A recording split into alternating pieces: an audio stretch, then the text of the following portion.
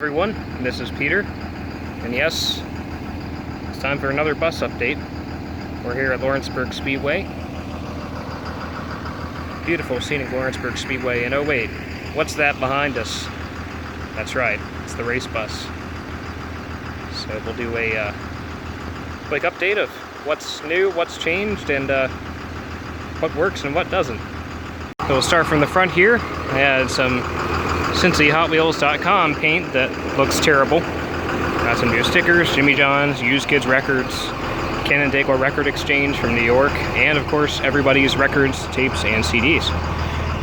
Did a few paint touch-ups, add some yellow lettering on the racing tires, because this is a racing bus after all, and add some metallic paint that you can barely see on the edges of the letters over on this side.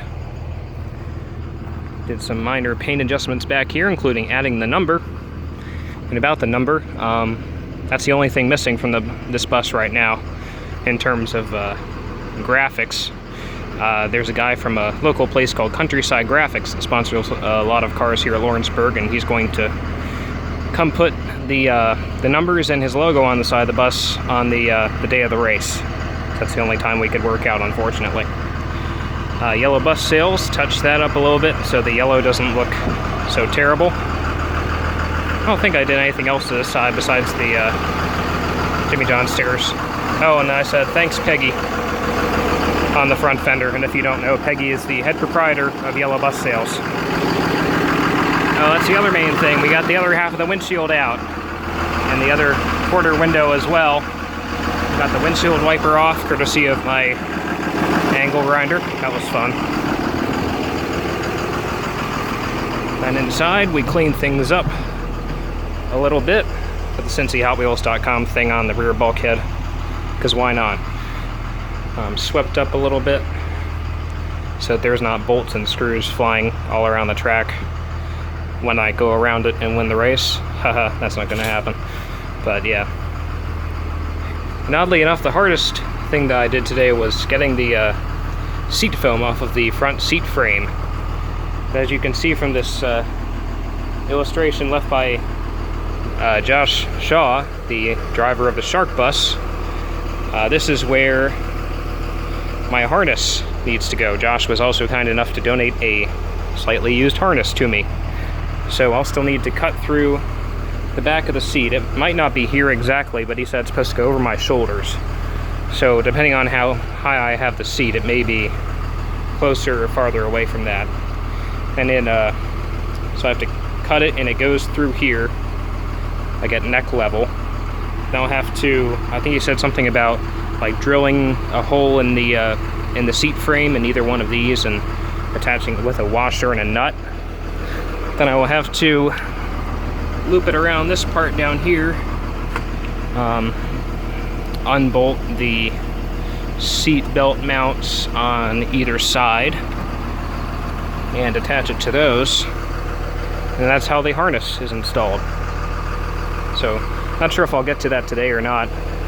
I'm mainly pretty stoked right now because I was messing around with this bus for about 2 hours trying to get it started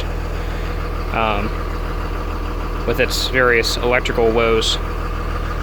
Oddly enough, we didn't have any problems with the batteries today. It was just the bus itself that wasn't really cooperating. I thought I was going to have to go in and make some adjustments with the starter, because I thought that was the problem, but I got some voltage on here, and I got the buzzer and everything, and it wouldn't start. And so I went back, I flipped my switches, I flipped my lights on off a few times, and lo and behold, it started.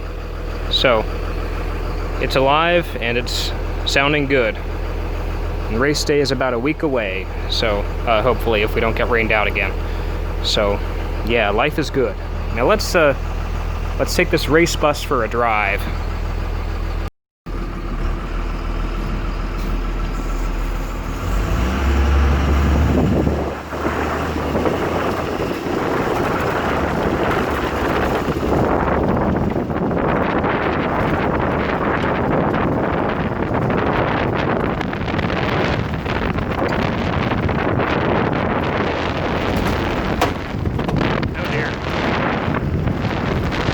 Smiley face warning lights came off.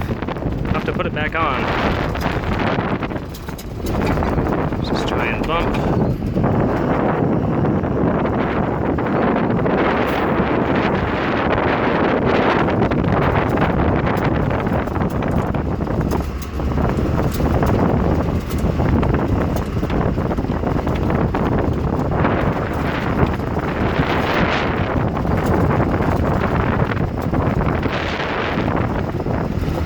Ignore the check engine light, that's for the starter or the alternator or something, I don't know. I'm not actually going to check the engine because I know it's fucked up anyway. Screwed up, I'm sorry.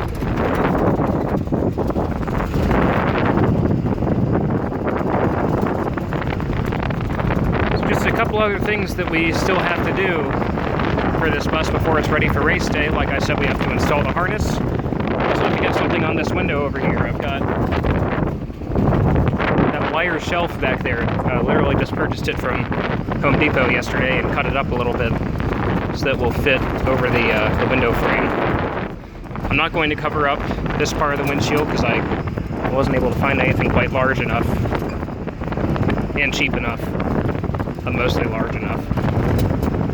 But yeah, that and getting my driver's suit, courtesy of my buddy Elliot, president of the Greater Cincinnati Hot Wheels Club. And once all that's done, we will hopefully be ready for race day.